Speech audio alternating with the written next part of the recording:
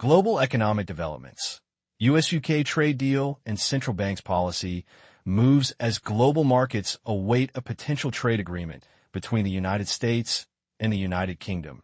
Investor attention is also focused on the evolving stances of major central banks. Interest rate decisions, trade diplomacy, and macroeconomic uncertainties continue to offer critical signals regarding global financial stability. U.S. and U.K. set to announce new trade deal, according to the New York Times.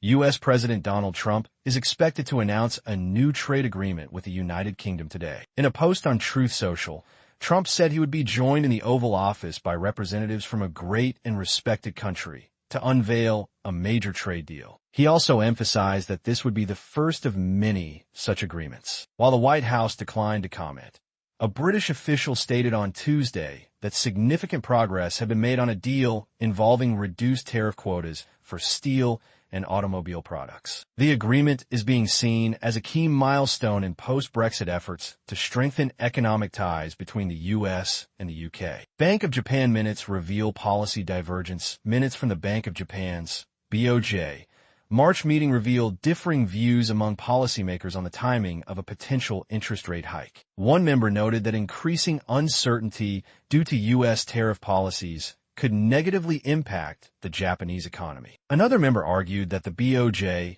does not always need to maintain an ultra-cautious approach, suggesting that the bank should act decisively when necessary. A third member highlighted the importance of inflation expectations, price risks, and wage growth in shaping monetary policy decisions.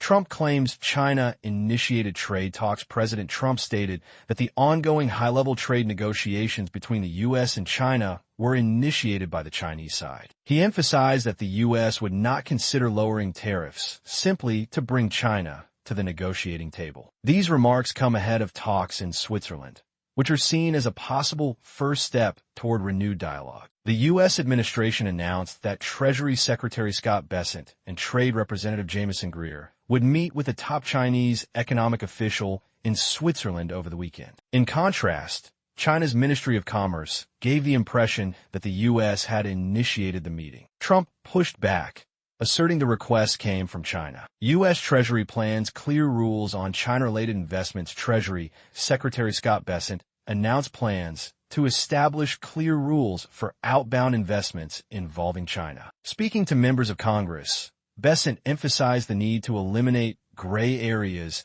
and classify investment activities using a straightforward green light or red light system. He also highlighted the importance of a foreign investment security program aimed at preventing China from exploiting U.S. capital for its own strategic benefit. These efforts underscore that U.S.-China economic tensions extend beyond tariffs and now include stricter controls on capital flows.